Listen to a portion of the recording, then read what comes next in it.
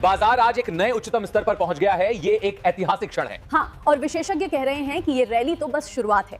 अखिलेश यादव बनाम योगी आदित्यनाथ, राजनीतिक घमासान। पीडीए का नारा।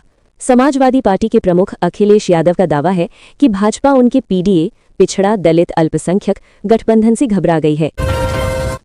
पल्लवी पटेल और पूजा पाल विवाद। सपा के भीतर और बाहर बागी सुरों को लेकर भाजपा तंज कस रही है। वहीं अखिलेश यादव का कहना है कि भाजपा नेताओं को डरा धमका अपनी ओर खींच रही है। योगी का पलटवार। मुख्यमंत्री योगी आदित्यनाथ ने कहा है कि टीपू अखिलेश अब केवल सोशल मीडिया के शेर रह गए हैं और जमीनी हकीकत में जनता डबल इंजन सरकार के साथ है। लखनऊ और कानपुर जैसे बड़े शहरों में पश्चिम एशिया, ईरान, इजराइल के तनाव के कारण पेट्रोल और एलपीजी सिलेंडर की कमी की अफवाहें फैली थीं। ड्रम और बाल्टी लेकर डीजल भराने पहुंचे लोग।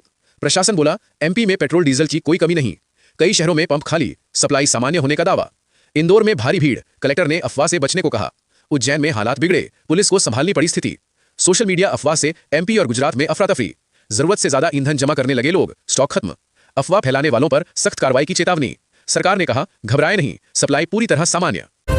खबरी है, योगी सरकार अब मुख्यमंत्री आवास योजना के तहत पक्के मकान के लिए मिलने वाली राशि को 1.20 लाख से बढ़ाकर 2 लाख रुपए करने जा रही है, जिसका सीधा लाभ ग्रामीण इलाकों के बेघर लोगों को मिलेगा। यूपी के किसानों के लिए राहत भरी खबर है। गन्ने के समर्थन मूल्य में 25 रुपए प्रति क्विंटल का इजाफा किया गया है। अब किसानों के बैंक खातों में बढ़ा हुआ पैसा सीधे डीबीटी के जरिए भेजा जाएगा ताकि उन्हें बिचौलियों से निजात मिल सके। उत्तर प्रदेश में बिजली उपभोक्ताओं को बड़ा तोहफा मिला है। अब 100 यूनिट तक बिजली खर्च करने वाले घरेलू ग्राहकों का बिल पूरी तरह माफ रहेगा, जबकि 200 यूनिट तक आधा बिल देना होगा। यह स्कीम आज से ही लागू कर दी गई है। सुमंगला योजना की राशि में बड़ी बढ़ोतरी हुई है। अब बेटियों के जन्म से लेकर उनकी पढ़ाई तक सरकार कुल 25,000 रुपए की आर्थिक सहायता देगी ताकि प्रदेश की बेटियों की शिक्षा और स्वास्थ्य का स्तर सुधारा जा सके। यूपी के संविदा कर्मचारियों और मानदेय पर काम करने वाले शिक्षा मित्रों व आंगनबाड़ी कार्यकर्ताओं के लिए अच्छी खबर है। उनके मासिक मानदेय में 15% की भारी वृद्धि का शासनादेश जारी कर दिया गया है, जो इसी महीने से लागू होगा। उत्तर प्रदेश रोडवेज की बसों में अब 60 साल से अधिक उम्र की महिलाएं मुफ्त में सफर कर सकेंगी। परिवहन विभाग ने सभी डिपो को निर्देश दे दिए हैं कि आधार कार्ड दिखाकर बुजुर्ग महिलाओं को फ्री पास की सुविधा तुरंत मुहैया कराई जाए। जीविका दीदी और स्वयं सहायता समूहों से जुड़ी महिलाओं के लिए सरकार ने नया रोजगार फंड जारी किया है। अब अपना छोटा बिजनेस शुरू करने के लिए यूपी सरकार बिना ब्याज के 1 लाख रुपए तक का लोन दे रही है, जिससे महिलाएं आत्मनिर्भर बनेंगी। उत्तर प्रदेश के राशन कार्ड धारकों के लिए बड़ी अपडेट है।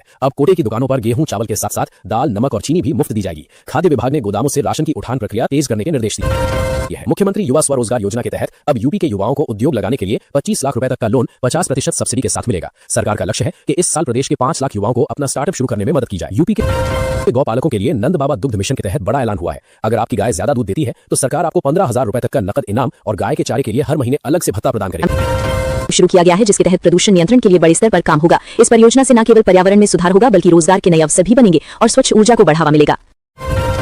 प्रदेश के मौसम में बदलाव देखने को मिल रहा है। जहां कुछ जिलों में शुष्क मौसम बना हुआ है, वहीं पश्चिमी उत्तर प्रदेश के कई इलाकों में बारिश और तेज हवाओं की संभावना जताई गई है। मौसम विभाग ने किसानों और आम लोगों को सतर्क रहने की सलाह दी है।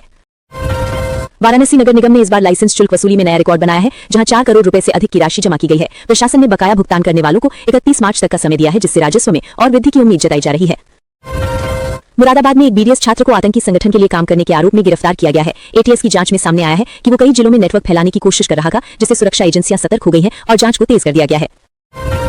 बरेली में पंचायत के दौरान हुए विवाद ने हिंसक रूप ले लिया, जिसमें एक युवक ने अपनी सास और साली की हत्या कर दी। पुलिस ने आरोपी का पीछा करते हुए मुठभेड़ में उसे मार गिराया, जिससे पूरे इलाके में सनसनी फैल गई और सुरक्षा व्यवस्था बढ़ा दी गई है। लखनऊ, वाराणसी और आगरा में नामित पार्षदों के जरिए राजनीतिक समीकरण बदलते नजर आ रहे हैं। इससे भारतीय जनता पार्टी की स्थानीय स्तर पर पकड़ मजबूत हुई है और संगठन विस्तार की दिशा में नए कदम उठाए जा रहे हैं। लखनऊ के एक अस्पताल में मरीज की मौत के बाद परिजनों